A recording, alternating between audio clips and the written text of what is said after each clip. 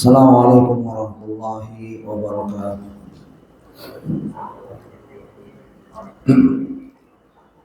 Alhamdulillah hamdan katsiran thayyiban mubarakan fih kama yuhibbu rabbuna wa yarda. Wa asyhadu an la ilaha illallah wahdahu la syarika lah wa asyhadu anna Muhammadan abduhu wa rasuluh. Ya ayyuhalladzina amanu taqullaha haqqa tuqatih wa la tamutunna illa wa antum muslimun. Allahumma shalli wa sallim ala nabiyyina Muhammad amma ba'd. Ikhwah rahmani wa rahmatullah, anak-anakku sekalian, pagi ini insyaallah dengan pertolongan Allah kita masih ditakdirkan untuk mengkaji sirah nabawiyah, belajar mencintai Rasul, mencintai Rasul dan berusaha mengikuti langkah-langkah beliau. Uswatun hasanah, qudwah, contoh perilaku kehidupan kita di dunia agar kita dapat bersamanya di akhirat kelak. Amin. Hari ini kita sudah sampai pada halaman 292, yaitu sifat kelahiran Nabi Muhammad Sallallahu Alaihi Wasallam, di mana sebelumnya didahului dengan kelahiran Nabi, yaitu di halaman kelahiran Nabi Muhammad SAW di halaman 285. Ini perjalanan pembacaan kitab ini, kitab susunan Al-Ustaz Dr. Firanda Dirja LCMA Hafizahullah, panjang ya, ini baru jilid 1. Dari kelahiran ada kisah tentang sedikit bagaimana tentang ayahnya, yaitu Abdullah, fitnah-fitnah terhadap beliau sudah kita baca ya. Begitu. Dan tentang berita-berita tentang beliau bercahaya fisik, secara fisik, ini sudah dibahas oleh Ustaz bahwa beliau tidak bercahaya. Itu hadis-hadis lemah atau mungkar atau palsu. Kalau beliau bercahaya, mana mungkin Aisyah radhiyallahu bisa tidur? Karena Rasulullah ada hadis-hadis tentang Rasulullah tidur di kamar Aisyah yang kecil, dan Aisyah tidak pernah tahu di mana posisi Rasulullah pada malam. Dan kalau meraba-raba, artinya nggak ada bercahaya. Meraba-raba tahu tersentuh kakinya, beliau sedang sujud. Dan kadang-kala Rasulullah salat, di depannya ada kaki Aisyah radhiyallahu anha. Setiap sujud Rasulullah pindahkan kakinya atau sentuh, lalu Aisyah menarik kakinya. Artinya Aisyah juga tidak bisa melihat kalau Rasulullah bercahaya. Ya, kalau Rasulullah bercahaya pasti melihat. Itu hadis-hadis yang dibawakan oleh Al-Ustaz dalam rangka menjelaskan ya hadis-hadis yang menyatakan Rasulullah percaya itu tidak bisa diterima. Dan ada sufi tarekat senang sekali ya kalau merasa dirinya bercahaya. Cahaya ada dua, ada dari jin, dari syaitan, ya begitu. Dan sekarang banyak sekali bapak-bapak bercahaya malam-malam, matanya lagi megang HP, nggak bisa tidur, pulang, istrinya di samping melihat suamiku bercahaya, matanya lagi megang HP, lagi murojaah Facebook, YouTube. Ini hati-hati, jangan cepet-cepet kagum dengan orang bercahaya. Dan saya pernah baca artikel di mana presiden Iran, bukan presidennya ya, Khomeini pimpinannya senang sekali naik mobil cahaya, orang-orang pada kabur. Ya, itu lihat tuh apa namanya, siapa itu, Ali Khomeini itu percaya, padahal adalah cahaya di bawah ditaruh nama pegawainya. Ya, ini pembodohan umat. Itu kerjaannya Syiah. Kita nggak boleh, hatta Nabi kalau nggak ada dalilnya nggak boleh kita ikut-ikut seperti itu. Kita nggak boleh hulu. Kalau ada dalilnya ya. Musa alaihissalam untuk tangannya bercahaya itu firman Allah, masukkan tanganmu lalu keluarkan akan bercahaya. Itu mukjizat, itu doang. Apa terus bercahaya? Tidak. Nah, jadi hati-hati. Ya, nur cahaya Muhammad ini banyak menyesatkan umat. Kepercayaan terhadap nur Muhammad banyak menyesatkan umat. Ya, kalau kita tidak hati-hati, orang khutbah di tempat umum juga harus disaring. Sifat kelahiran Nabi Muhammad SAW. Terdapat banyak riwayat yang menceritakan tentang kelahiran Nabi Muhammad SAW. Namun bagian diantaranya adalah riwayat yang lemah, sehingga tak bisa diterima. Ya. Jadi sifat kelahiran Nabi ada yang sahih, hasan, lemah, maudhu. Sahih, hasan, lemah, maudhu. Yang nggak bisa diterima lemah, dhaif jiddat, dan maudhu. Maudhu palsu, itu hadis ya. Udah belajar hadis kan? Mustalah hadis masih hafal kan? Kaidah hadis dhaif. Ya. Hadis dhaif nih lemah nih, berdasarkan hadis dhaif. Dhaif itu lemah. Ya. Begitu. Hadis dhaif, hadis lemah. Menurut istilah hadis yang tidak memenuhi persyaratan hadis sahih atau hasan. Hadis dhaif tidak memenuhi syarat kehasan, apalagi sahih. Memenuhi syarat hasan saja tidak, artinya kita harus tahu hadis hasan kan? Hadis hasan itu apa? Ini pelajaran mustalah hadis, coba nanti di murojaah. Ya, begitu. Ya apa-apa nanti minta sama ustadznya ya. Di dalam ilmu masalah hadis, wa kullu ma'an rutbatil hasani qasar fa huwa dha'ifu wa huwa aqsaman kasur. Setiap yang kurang dari derajat hasan maka adalah dhaif, dan pembagiannya itu banyak. Ya, orang bilang saya Bima sudah 49. Ya, begitu. Ini saya kutip dari Ustaz Ahmad. Pendapat Ibnu Daqiq saya juga kutip dari Ustaz Abdul Hakim bin Abad dalam kitabnya Mustalah Hadis. Pendapat Ibnu Daqiq tersebut didukung oleh Imam Al-Baiquni dalam bait syairnya yang menyebutkan, ya, yang artinya saja.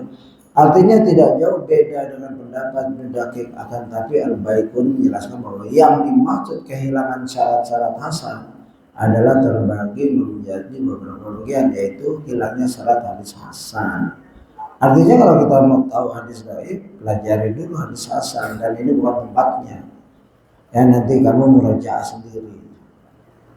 Begitu. Karena kamu kalau boleh ilmi, tidak cukup baca sirah begitu saja, tidak boleh. Kamu harus murojaah. Ya, gitu. Banyak contoh-contohnya hadis-hadis tersebut.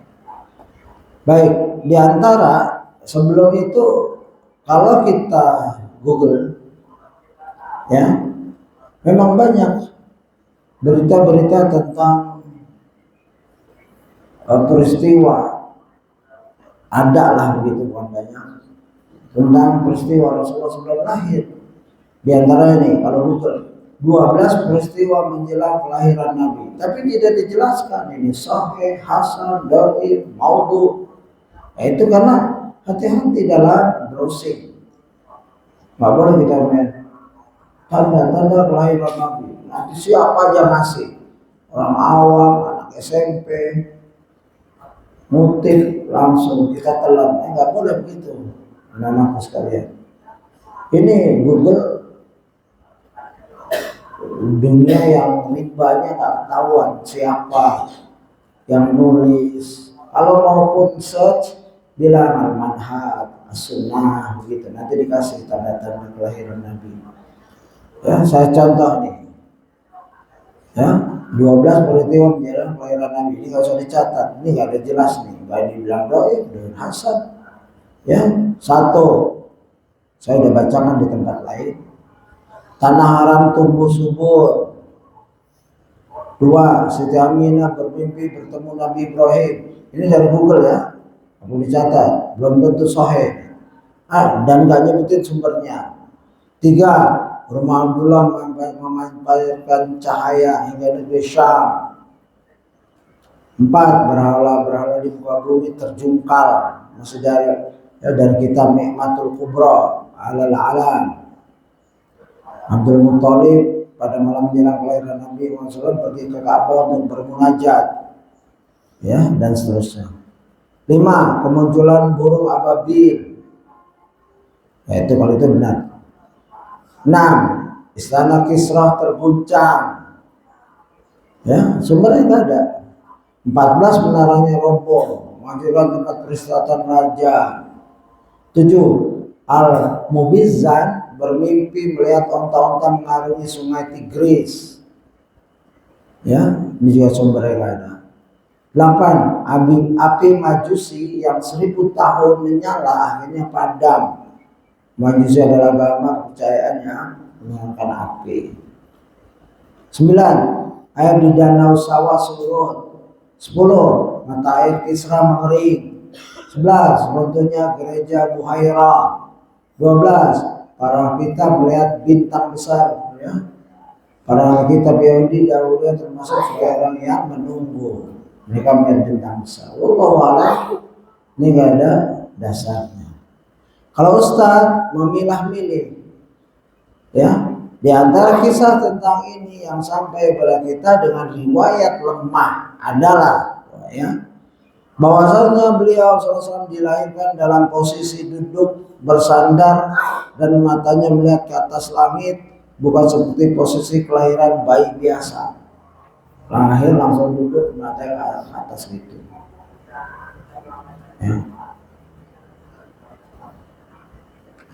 Ini lemah ini.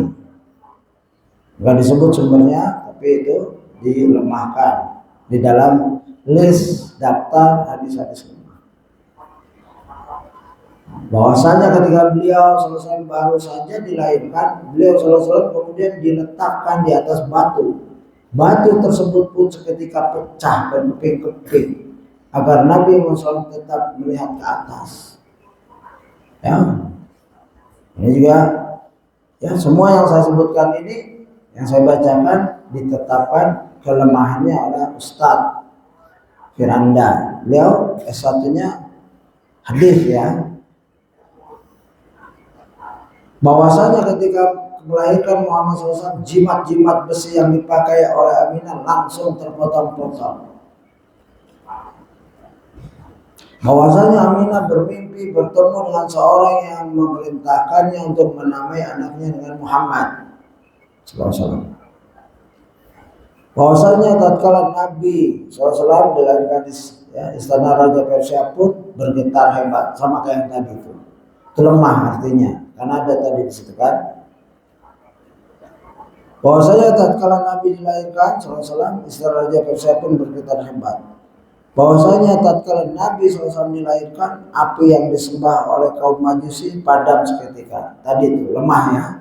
Nah, itu kan sudah dijelaskan. Kalau ini Ustaz Firanda langsung melemahkannya. Itulah bedanya kita baca dari sumber yang gak jelas, baca dengan Ustaz yang kita fiqh. Jangan mentang-mentang punya HP Google langsung ceramahin khutbah karena kepepet, ya. Khutbah main ambil aja dari Google, nggak taunya tulisan siapa itu. Nggak boleh kayak gitu. Teliti lagi. Boleh mengambil teknologi membantu kita. Mungkin antum sibuk sekali, istri sakit, anak sakit, khutbah nggak bisa digantikan, akhirnya mepet, ambil dari AI, ya, atau dari Google, diperiksa lagi. Makanya kalau nanti jadi khotib disusun, ambil kalau apa teks khutbahnya disimpan, dicatat. Yang ini pernah dikhotbahkan di masjid ini. Jangan itu di mana-mana itu aja. Ya, umat perlu ilmu. Kalau daya hafal nggak kuat, catat. Jangan itu lagi, itu lagi. 10 tempat itu saja sama. Karena itu yang dihafal. Kalau hafalan lemah, pakai catatan. Itu nanti kalau kamu jadi khotib. Mudah-mudahan kamu jadi dai-dai. Catatan lemah, hafalan lemah, nggak nyatet. Akhirnya wal asr, bukan salah ayatnya, tapi itu nggak mendidik umat. Seakan-akan agama cuma itu saja. Walaupun Imam Asy-Syafi'i bilang kalau Allah tidak turunkan surat kecuali wal asr lakafathum, cukup sebenarnya. Bukan itu maksudnya. Bukan karena kaul Imam Asy-Syafi'i jadi ayat Quran cuma wal asr innal insana lafi khusr. Khutbah di mana-mana itu gak bagus. Harus kreatif jadi khatib. Ya, umat perlu ilmu dan antum kalau boleh ilmu, hadirkan yang sahih, yang hasan, duduk sendiri kalau bisa berjam-jam. Ya, nah, ini seperti ini. Ustadz berani menetapkan ini dhaif walaupun tidak ada keterangan kakinya. Ini karena beliau selidiki bahwasanya Aminah bermimpi bertemu dengan seorang yang memerintahkan untuk menamai anaknya dengan Muhammad. Dhaif. Bahwasanya tatkala Nabi Muhammad SAW dilahirkan istana Raja Persia pun bergetar hebat. Dhaif. Bahwasanya tatkala Nabi Muhammad SAW dilahirkan api yang disembah oleh kaum Majusi padam seketika. Dhaif. Walaupun di situ dijelaskan 1000 tahun sudah itu api nyala. Bahwasanya dalam Nabi Muhammad SAW dilahirkan api yang disembah oleh kaum Majusi padam seketika, yaitu tadi dhaif. Bahwasanya danau sawah tadi kering, dhaif juga. Bahwasanya Nabi Muhammad SAW dilahirkan dalam keadaan sudah tersunat, atau bahwa Rasulullah SAW disunat oleh sang kakek pada hari ke-7 setelah kelahiran beliau. Riwayat yang mengatakan bahwa Nabi SAW disunat pada hari ke-7 lebih baik daripada riwayat yang mengatakan bahwa beliau SAW terlahir dalam keadaan sudah disunat. Meskipun kedua riwayat tersebut sama-sama lemah dan tidak bisa diterima. Jadi Rasul lahir dalam keadaan sunat itu hadis lemah. Rasul disunat pada hari ke-7 juga lemah, tapi lebih penting ngambil lemah yang kedua, begitu menurutnya Ustadz. Ya. Selain itu, riwayat yang mengatakan bahwa Nabi Muhammad SAW disunat pada hari ke-7 juga lebih relevan dengan kebiasaan orang Arab ketika itu, ya, yang biasa menyunat anak-anak mereka ketika masih kecil. Maka penggabungannya bagaimana? Ya, buku-buku ulama menjelaskan itu. Kebiasaan orang Arab dilihat lagi, paling dekat yang mana. Hadis ini memang ya nggak terlalu bahaya jika diambil juga masalah seperti ini. Tapi untuk kehati-hatian, maka ulama biasanya mengambil dari uruf kebiasaan orang Arab. Andai benar bahwa Nabi Muhammad SAW dilahirkan dalam keadaan telah disunat, tentu kaum Quraisy akan gempar dan langsung beriman kepada beliau SAW setelah melihat keajaiban tersebut. Jadi yang benar adalah bahwa Nabi SAW sebagaimana manusia biasa dalam kondisi belum disunat. Ada buku tulisan Ustaz Ahmad Ali Ahmad tentang khitan Rasul. Ya, lebih rinci dia, lebih panjang. Kalau start sampai situ aja. Artinya didoifkan, tapi dua kedoifannya, lahir langsung disunat atau 7 hari setelah itu baru disunat. Ustadz dua-duanya doif, tapi yang kedua, ya, yang 7 hari lebih diambil maksudnya. Kalau pembahasan dari Ustaz Ahmad, masalah sejarah khitan dapat kita lihat dalam firman Allah. Kemudian kami wahyukan kepada Muhammad, ikutilah agama Ibrahim, seorang yang hanif, dan bukanlah dia termasuk orang-orang yang mempersekutukan Allah. Ya, tsumma auhayna ilaika tabi'a millata Ibrahim. Tabi'a millata Ibrahim hanifa wa ma kana minal musyrikin. An-Nahl 123. Rasulullah bersabda, "Ihsan Ibrahim alaihissalam ba'da samaniya sana wa tatana bil qadami." Bukhari. Ini tentang khitan ya secara umum. Di mana dijelaskan Nabi Ibrahim alaihissalam berkhitan setelah berusia 80 tahun. Karena perintahnya mungkin pada saat itu datangnya. Dan beliau khitan dengan menggunakan kapak. Ya dulu belum ada laser dan lain-lain. Ya nggak usah kita pikirin. Yang jelas selamat, nggak meninggal. Ya, berdasarkan riwayat dari dikeluarkan oleh Al-Bukhari 6298, Fathul Bari dan lain-lain. Berarti sahih itu. Ya, ini tentang khitan nih.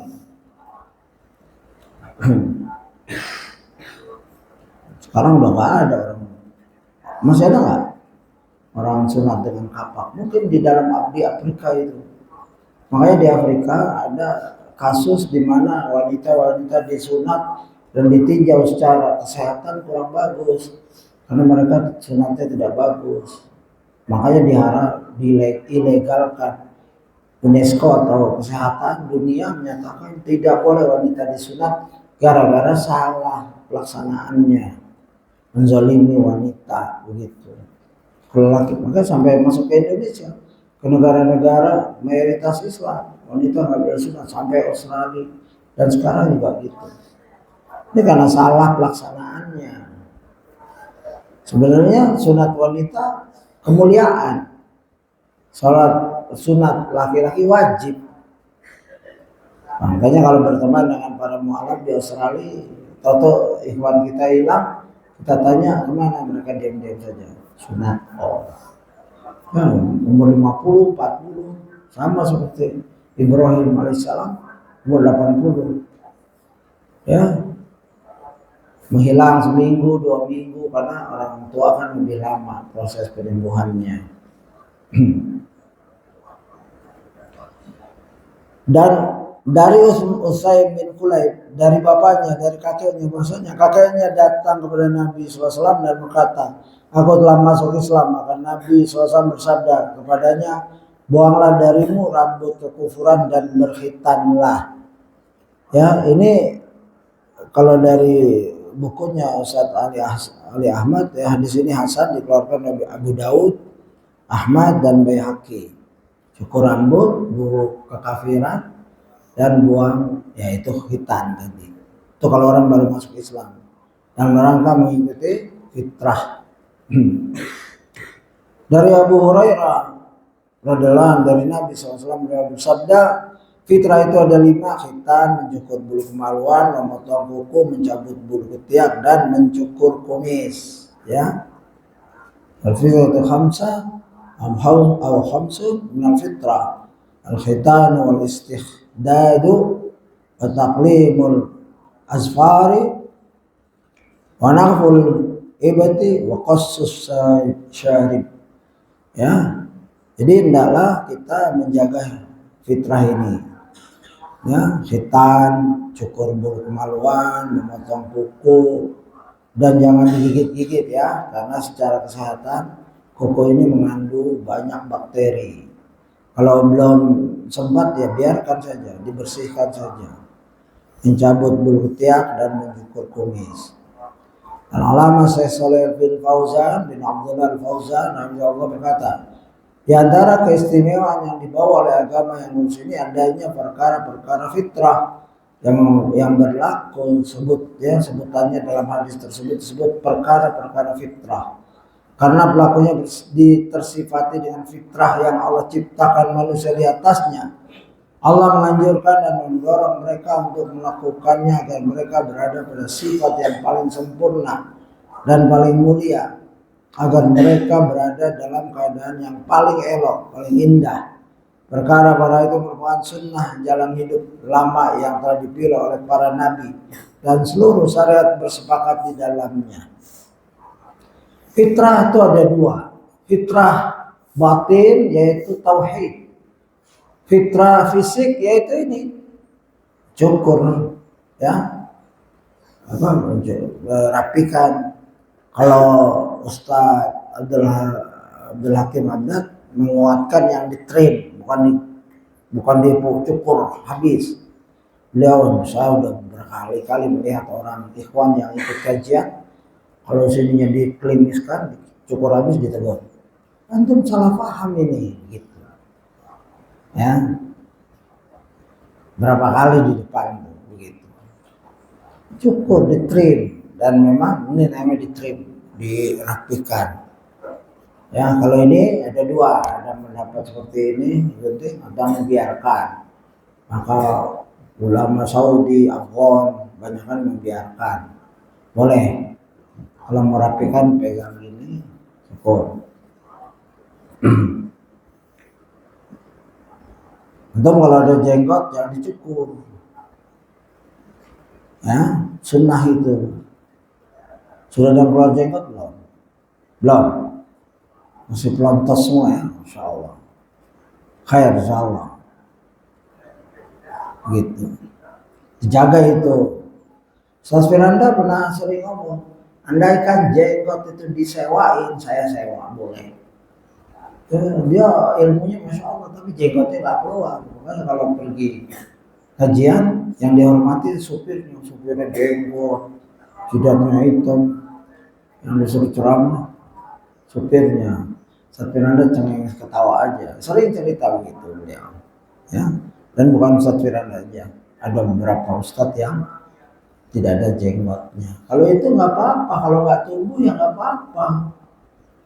Ya, yang tumbuh dicukur itu boleh. Anak-anakku, belum ada jenggot ya. Ada yang pernah cukur jenggotnya? Jangan. Kumis juga di trim, nggak boleh lewat. Ya, nggak boleh lewat gini. Saya pernah lihat juga satu hakim menegur ikhwan. Satu hakim sangat teliti, Ustaz Walid. Ustaz siap yang memegang sunnah itu teliti. Makanya kalau ngaji siapkan diri. Ada ikhwan datang menghadap, belum nanya apa-apa, antum kumis antum isbal. Ya, kumisnya udah lebih dari ini tuh isbal. Rapikan gitu.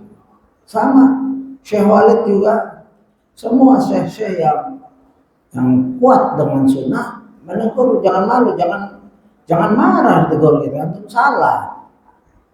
Ya, dan jangan dendam. Walaupun depan umum biar yang lain belajar, antum sebagai contohnya.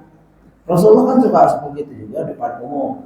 Lah, ya, jangan kerjakan itu. Itu untuk yang lain belajar. Wah, yang lain nanti saya juga nih, ya, gitu. Bukan karena sombong, bukan.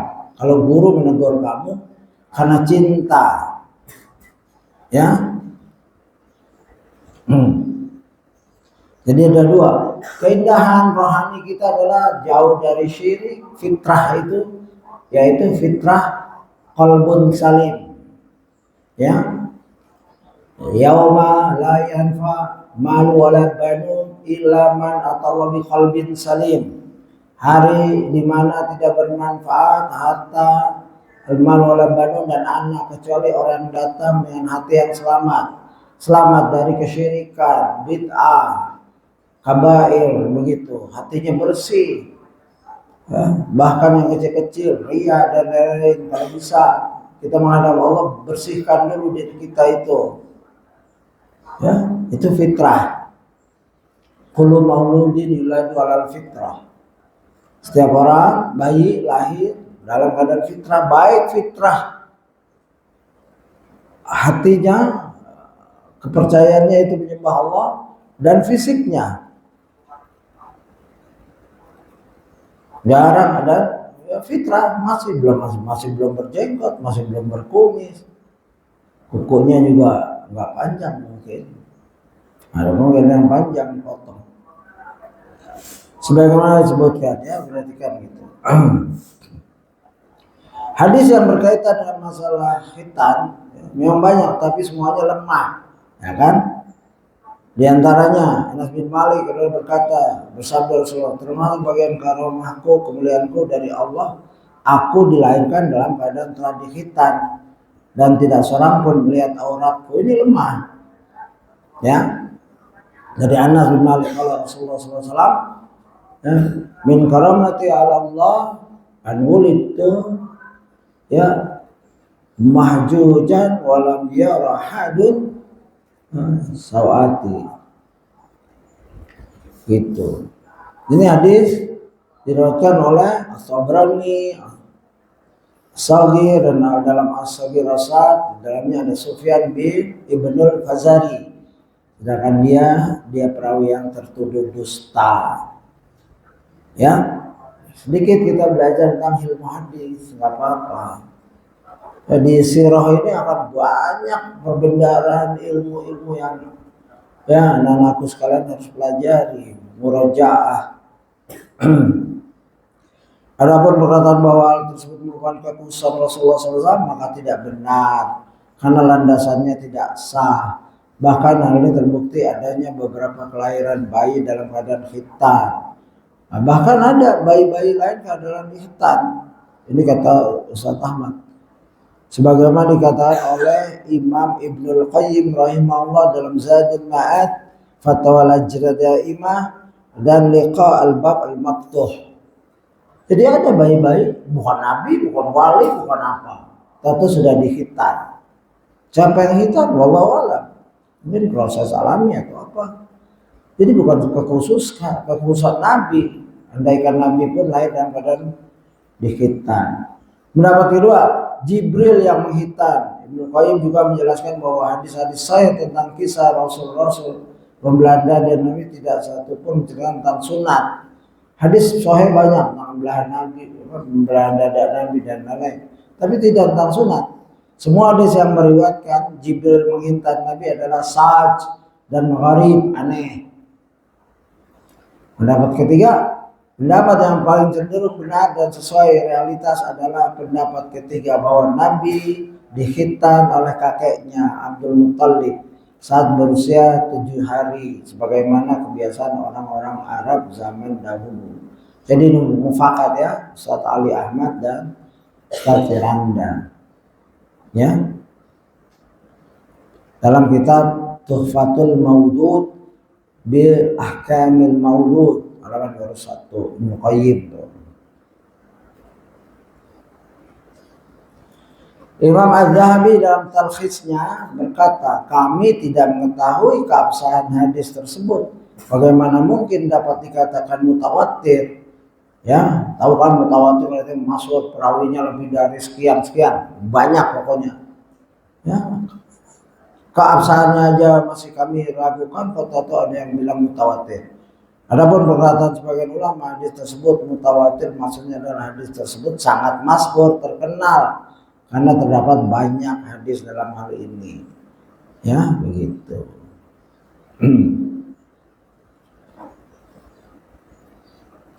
Dan dijelaskan ada perbedaan pendapat tentang waktu khitannya Nabi Muhammad SAW. 1. Lahir dalam keadaan sudah disunat. 2. Dihitan oleh malaikat Jibril saat dia membelah dadanya. 3.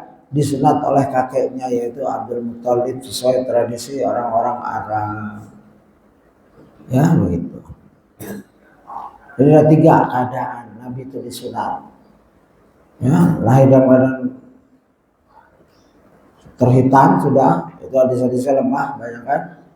2, waktu Rasulullah dibelah dadanya untuk lagi bermain dengan kawan persusuannya, didatangi malaikat Jibril dan dibersihkan. Dan sebelum Isra Mi'raj gitu.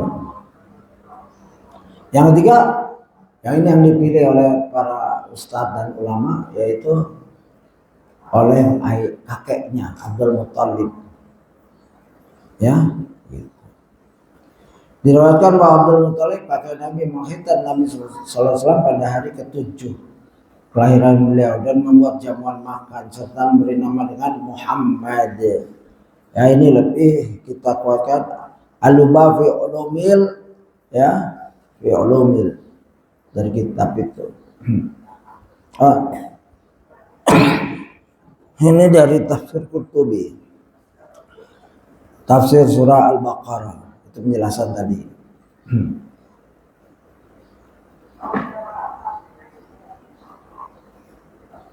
Begitu ya, sedikit tentang khitan. Jadi dalam membaca sirah Nabi kita memilih yang paling sahih atau hasan. Kalaupun ada yang dhaif, jika diambil oleh ustadz kita, berarti sudah dipertimbangkan ya keperluannya, tidak akan mengganggu masalah akidah dan lain-lain. Ya. Baik, kita lanjut. Ada pertanyaan nggak? Kan? Adapun riwayat-riwayat yang sahih tentang kelahiran Nabi sallallahu alaihi wasallam, di antaranya adalah sabda Nabi sallallahu alaihi wasallam, da'wati Abi Ibrahim wa bisarati Isa qaumah wa ru'ya ummi allati ra'at ka'annahu kharaja minha nurun adha'at lahu qusurus Syam. Aku adalah doanya kakekku Ibrahim, kabar gembira yang dikabarkan oleh Isa alaihissalam kepada kaumnya, serta mimpi yang dialami oleh ibuku, yang mana ia melihat seakan-akan keluar darinya cahaya yang menyinari istana-istana negeri Syam. Nah, ini hadis riwayat Ahmad 17.163 dan Al-Bazzar 4.190 dan dari sahabat Al-Irbad bin Sariyah As-Sulami dinyatakan sahih li ghairi oleh Al-Arnaud. Paham saya li ghairi? Ya. Artinya banyak ada hadis-hadis syawahid atau penguatnya dari yang hasan jadi sahih li ghairi, naik. Ya, kalau sendirian dia hasan. Tapi karena ada lagi penunjang, penopang, maka dia naik sampai sahih li ghairi, bukan sahih li zatihi. Kalau sahih li zatihi, perawinya sifat dan lain-lain, tidak ada yang lemah. Jelas kalau itu bukan lemah, maksudnya di bawah standar sahih. Ya, ini boleh nih. Ya. Serta mimpi yang dialami oleh ibuku, yang mana ia melihat seakan-akan keluar darinya cahaya. Boleh ini, boleh kita sebarkan. Ya, begitu. Kalau antum ragu apakah benar nih takhrijnya Al-Naud, ya silakan selidiki sendiri kalau mampu. Nggak mudah menyelidiki ini. Soalnya antum dapatkan Albani mendaifkan, ya silakan ambil Al-Naud atau Albani. Suaib Al-Naud ini Suaib ya, Al-Naud di sini maksudnya Suaib. Kalau udah Imam Ahmad, Al-Naud maksudnya Suaib Al-Naud ya, kita punya kitabnya itu 52 jilid Musnad Imam Ahmad di tahrir oleh Suaib Al-Naud, dan saya pernah bawakan ke Syekh Walid Saifun Nasar. Syekh ini bagaimana tahrirnya beliau? Bagus. Jadi kitab yang terbagus susunan beliau. Ya, beliau ahli hadis juga. Yang tadinya Asy'ari, pada saat-saat sebelum meninggal beliau tobat ke Salafi. Ya, tadinya agak bertentangan dengan Syalbani. Tapi di akhir ayatnya muhaddits dan salafi manhaj wal akidah. Sempat saya lihat videonya juga. Maka kita tenang menerima ilmu darinya. Dalam riwayat yang lain disebutkan Da'watu Abi Ibrahim wa Bushra Isa ra'at ummi hina wada'atni sata'a minha nurun ada'at lahu qusuru Busra. Aku adalah doanya kakekku Ibrahim, kabar gembira yang dikabarkan oleh Isa alaihissalam, serta mimpi yang dialami oleh ibuku, yang mana ia melihat bahwa ketika melahirkan diriku, keluar darinya cahaya yang menyinari istana-istana Busra, negeri Syam. Ya. Hadis riwayat Ibnu Sa'ad dalam At-Tabaqat Al-Kubra. Dikutip ini. Tapi gak dijelaskan. Hasan Sahih. Ya, yang jelas ini sekurang-kurangnya Hasan. Kalau dhaif akan dijelaskan oleh Ustaz. Ya. Ibnu Sa'ad punya kitab namanya Tabaqat Ibnu Sa'ad, 2 jilid atau beberapa jilid, kitab besar, ya. Itu sudah diterjemahkan ke bahasa Inggris. Doa Ibrahim alaihissalam yang dimaksud adalah yang Allah Jalla sebutkan dalam firman-Nya, Rabbana wa ba'ats fihim rasulan minhum yatlu 'alaihim ayatika yu'allimuhumul kitaba wal hikmah wa yuzakkihim innaka antal azizul hakim. Ya Tuhan kami, utuslah untuk mereka seorang rasul dari kalangan mereka yang akan membacakan kepada mereka ayat-ayat Engkau dan mengajarkan kepada mereka Alkitab, Al-Quran dan hikmah, As-Sunnah, serta mensucikan mereka. Sungguhnya Engkau lah yang Maha Kuasa, lagi Maha Bijaksana. Al-Baqarah 129. Betapa sucinya hati seorang nabi. Beliau tahu umurnya beliau pendek. Beliau tahu Allah Maha Hidup, Hayyul Qayyum, yang gak akan mati. Beliau tahu ya masa depan umat manusia masih panjang. Maka beliau berdoa dengan tulus, ya, jadikan di antara turunanku orang yang gak akan membacakan sampai detail doa itu boleh. Coba lihat. Ya Tuhan kami, utuslah untuk mereka seorang rasul dari kalangan mereka yang membacakan pada mereka ayat-ayat Engkau. Ini kan detail. Doa jangan, ya Allah cerdaskan aku, ya Allah. Boleh, umum boleh, tapi detail juga boleh. Allahumma faqihna fid din wa alimat ta'wil. Ya Allah, faqihkan aku, beri aku kemudahan untuk belajar bahasa Arab agar aku faqih. Ya boleh seperti itu. Agar bahasa Arab ini untuk memahami ayat-ayatmu, ayat Quranmu, hadis-hadis Nabimu, syariat Islammu, begitu. Doa, ya antum bebas, gak bayar doa. Ya, malam hening, nunggu subuh, nunggu azan, ba'da sholat, lagi ruku, lagi sujud, doa. Nabi Ibrahim sangat detail dalam mendoakannya. Yang membacakan pada mereka ayat-ayat Engkau ya sampai sekarang. Rasulullah membacakan dan mengajarkan kepada mereka Alkitab, yaitu Al-Quran. Rasul mengajarkan Quran kapal selama hidupnya. Ya, begitu diangkat menjadi Rasul sampai wafat mengajarkan Quran dan Sunnah, Alkitab wal hikmah, yaitu As-Sunnah. Rasul mengajarkan Sunnah sebagaimana mengajarkan Al-Quran, berdampingan. Makanya aneh jika ada orang memisahkan Al-Quran dengan As-Sunnah. Sungguhnya dia nggak percaya Quran. Karena Al-Quran menyatakan, ya, dalam surat Al-Baqarah ayat 129, yu'allimuhumul kitab wal hikmah. Al-hikmah ayat As-Sunnah. Wa yuzakkihim. Ditambah lagi serta mensucikan mereka. Rasul Nabi Ibrahim alaihissalam paham umat ini banyak dosa, lahir daripada zaluman jahula, zalim lagi bodoh, pasti itu setan nggak akan tinggal diam. Begitu lahir langsung diganggu. Tidak ada anak Adam ya lahir yang tidak diganggu oleh iblis, disentuh, kecuali Ibnu Maryam, yaitu Isa alaihissalam. Itu saja yang berjaminan. Itu hadis dari Rasulullah. Ya, begitu.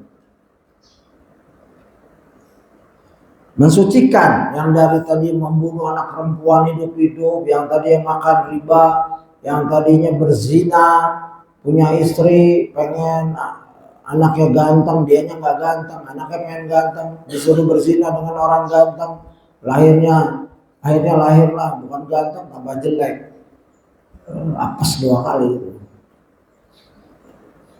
tambah jelek, dibunuh nanti anaknya. Pengen laki, ya ini banyak amalan-amalan yang buruk sekali, maka Allah bersihkan melalui Rasul.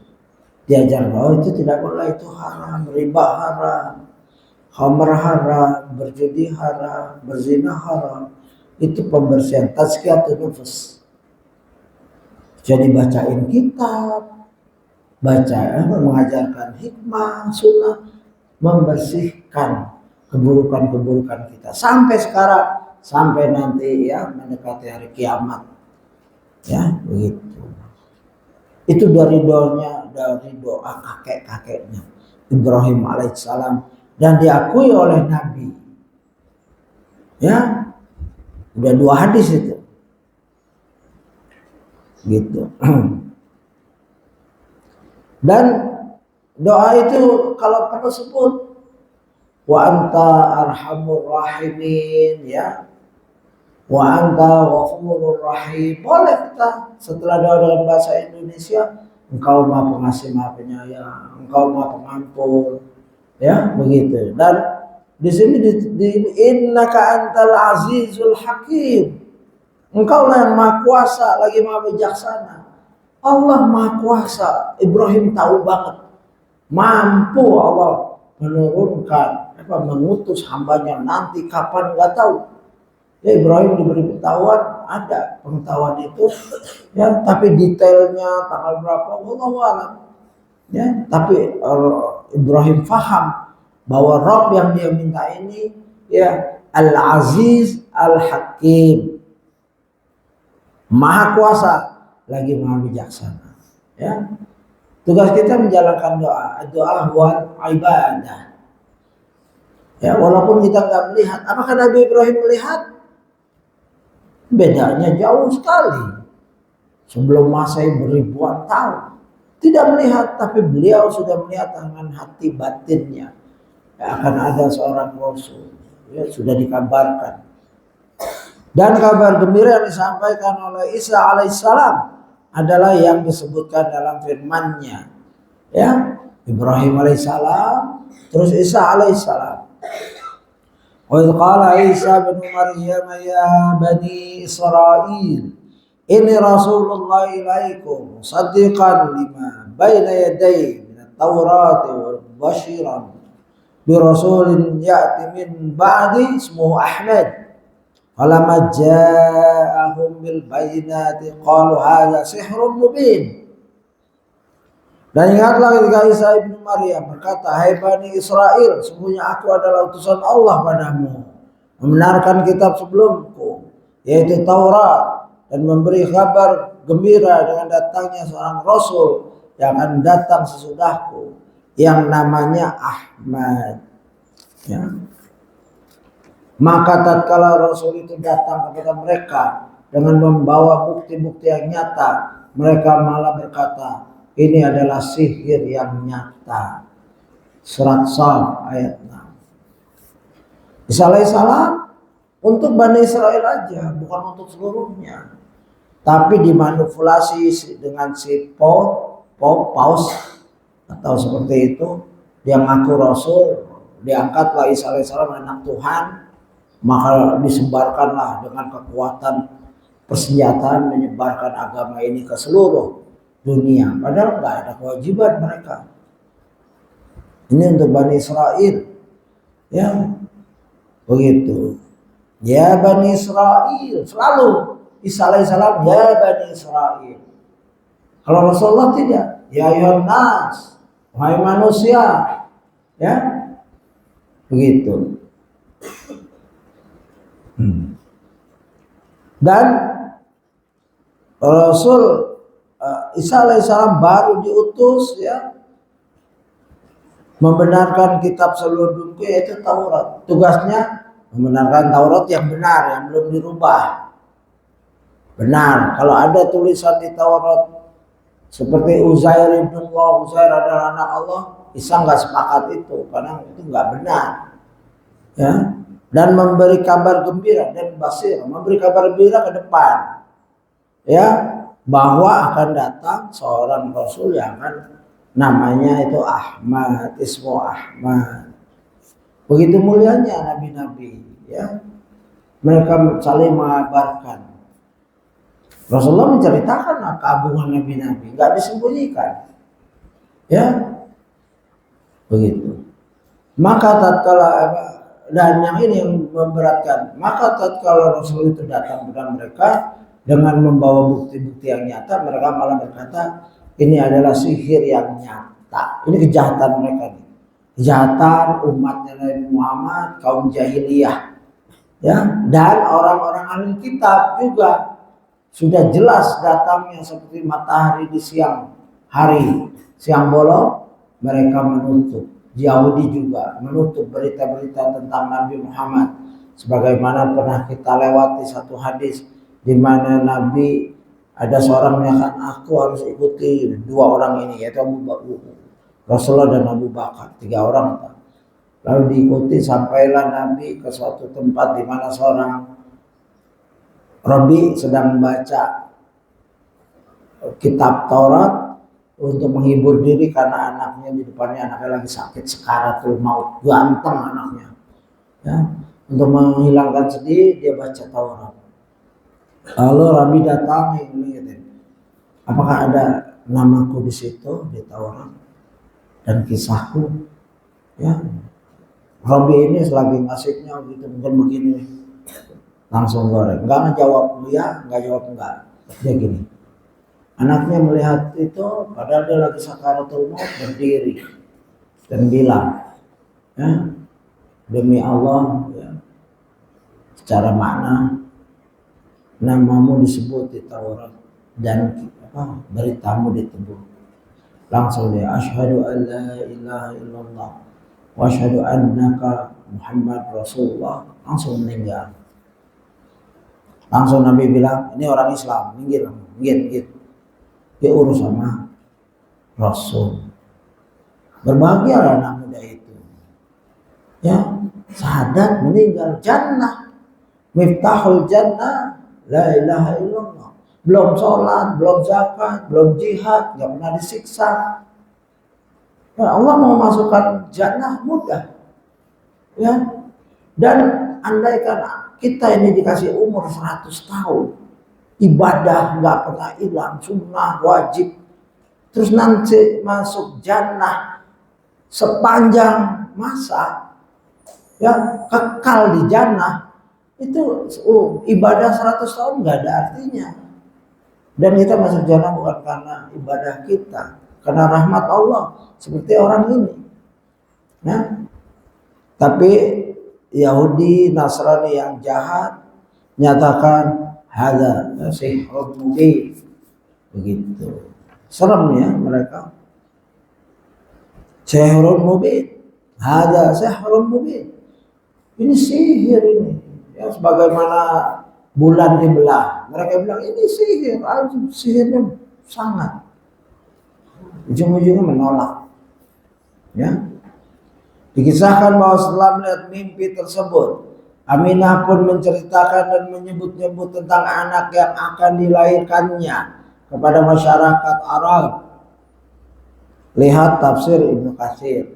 Ibnu Katsir rahimahullah berkata, ini. Jadi berita tentang mimpinya Aminah berdasarkan berita yang mutawatir di kalangan Arab sebelum Nabi lahir.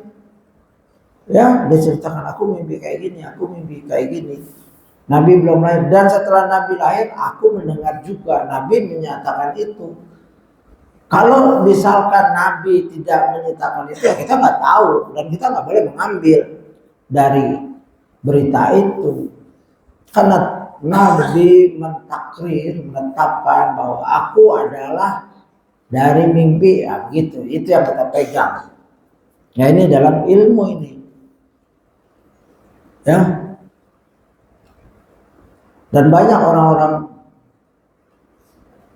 bid'ah menyatakan itu buktinya sahabat boleh berinovasi dalam ibadah. Ya, seperti ada orang sholat tiap ujungnya qul huwallahu ahad. Nabi tanya, Nabi panggil, kamu kenapa begitu? Aku mencintai karena itu sifat-sifat Ar-Rahman. Nabi tetapkan, ya enggak jangan kayak gitu, enggak, didiamkan. Artinya boleh. Ya, dan itu bukan bid'ah. Nabinya masih hidup dan nabinya menetapkan, itu namanya takrir. Membolehkan. Ini perbedaannya pemahaman yang membahayakan. Ibnu Katsir rahimahullah menyatakan, wa tahsisu syami bi zuhuri nurihi isyaratun ila istiqrari dinihi wa thubuti bi baladi syam. Walihada takunu syamu fi akhir zamani ma'akilan lil islami wahli wa biha yanzilu Isa bin Maryam. Fakta bahwa cahaya beliau SAW hanya menyinari negeri Syam ada sebuah pertanda akan kuat dan kokohnya agama beliau di negeri Syam. Oleh karenanya di akhir zaman kelak Syam merupakan benteng bagi Islam dan penganutnya, dan di negeri Syam lah Isa bin Maryam akan turun kembali ke dunia. Ya, ini dari Ibnu Katsir. Di antara mimpi diberi penjelasan. Satu, kekuatan iman memang ada di negeri Syam, Syria sekarang nih, yang baru saja menyingkirkan Asad, ya, nggak tahu dia kemana, dan dibongkar kekejamannya. Ada orang digencet pakai besi, ya, hidup-hidup. Ada nggak dikasih makan berhari-hari, banyak berbagai macam kejahatan. Syiah Nusairiyah itu menyatakan raja itu Tuhan, titisan Tuhan. Jadi bahasa itu kayak Tuhan. Hukum ini, bunuh ini, percaya itu. Itu Syiah Nusairiyah, Syiah yang jahat, yang bulat, yang menyimpang. Alhamdulillah sekarang sudah dipegang oleh kaum muslimin dan sudah mulai bergerak. Dan nanti Isa alaihissalam akan diturunkan di sana, di Syam. Isa bin Maryam akan turun kembali ke dunia pada saat Imam Mahdi dikejar oleh Dajjal, digiring sampai masuk ke suatu masjid, salat subuh kalau nggak salah. Ya, Dajjal udah hampir masuk. Lalu turunlah Isa alaihissalam melalui dua malaikat, ya, kiri kanan, dan beliau turun seperti baru mandi, ya, netes airnya, rambutnya panjang, turun. Makanya suka ada tuh ditulis di lukisan-lukisan orang Kristen, Isa alaihissalam didampingi malaikat. Mereka kadang-kadang percaya terus langsung gambar. Kita nggak boleh gambar. Kita gambar dengan hayalan kita sendiri boleh, ya, boleh. Sesuai dengan hadis, netes air, seperti air, rambutnya panjang, seperti basah. Begitu turun, disambut oleh kaum muslimin, ya, juga disambut oleh Imam Mahdi. Imam Mahdi mempersilahkan sholat, nggak mau, ya, karena ini zamanmu, zaman Nabi Muhammad, engkau imam.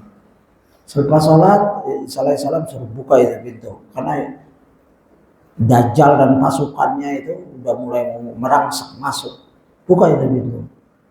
Baru saja dibuka itu pintu, Dajjal melihat Isa alaihissalam, ya langsung lumer seperti garam kena air, hampir habis tubuhnya, kabur dia tahu ini Isa. Dan ini kesaksian Nabi juga. Waktu Umar menyatakan ada namanya Syad itu diduga Dajjal, mirip-mirip Dajjal. Umar sudah mengumuskan. Rasulullah sedang menyelidiki. Ini ada hadis-hadis seperti ini. Rasulullah menyelidiki, dia lagi tidur, lagi ini, ya dia seperti Dajjal. Lalu Umar, biarkan aku penggal lehernya. Kata Nabi, tidak. Andaikan dia, kalau dia Dajjal, kamu nggak mampu. Yang berhak membunuh itu Isa alaihissalam. Nah begitu. Dan benar, waktu Dajjal melihat Isa alaihissalam, melted tuh mencair, lumer, kabur dia, dikejar dan dibunuh di pintu. Ada pintunya sampai sekarang udah ada, gerbang ya. Nah itulah kisah berakhirnya Dajjal dan turunnya Nabi Isa alaihissalam dalam rangka menjelaskan cahaya ibunya Nabi ke arah Sam waktu Rasulullah hampir lahir. Jadi ulama menyambung-nyambungkan itu dan kita banyak dapat manfaat. Kalau kita baca sendiri mungkin susah. Hadis ini sepotong di sini, hadis ini sepotong sini. Kita perlu tafsir, ya menafsirkan, ya fasalu alal dzikr in kuntum la ta'lamun. Alal dzikr termasuk Ibnu Katsir, alal Quran. Bahkan terbaik, tafsir terbaik yang dalilnya kuat itu Ibnu Katsir. Ya pendahulunya Tabari menaruh semua periwayatan. Tugasku hanya menaruh yang penting bersanad. Baik dia menulis sejarah, ya Sirah At-Tabari, Tarikh At-Tabari yang berjilid-jilid dan tafsir At-Tabari yang sudah diringkas, dia hanya menaruh, ya. Silahkan generasi selanjutnya menyelidiki mana yang sahih. Nah, kalau Ibnu Katsir mengambil dari Tabari, menyelidiki lagi, menaruh. Itu pun nanti disaring lagi, ada tafsir sahih Ibnu Katsir. Ya, masih ada hadis yang lemah dipilah-pilih. Nah, ini kalau dikutip oleh Ustaz kita, insya Allah sekurang-kurangnya kaulnya sahih. Ya, jadi bersyukurlah kita masih bisa baca kitab-kitab yang begitu bermanfaat dalam rangka memahami sirah nabawiyah yang mulia ini. Demikian, ada pertanyaan kan? Saya mohon maaf jika ada kesalahan. Wallahu a'lam. Subhanakallahumma wa bihamdika asyhadu an la ilaha illa anta astaghfiruka wa atubu ilaik. Assalamualaikum warahmatullahi wabarakatuh.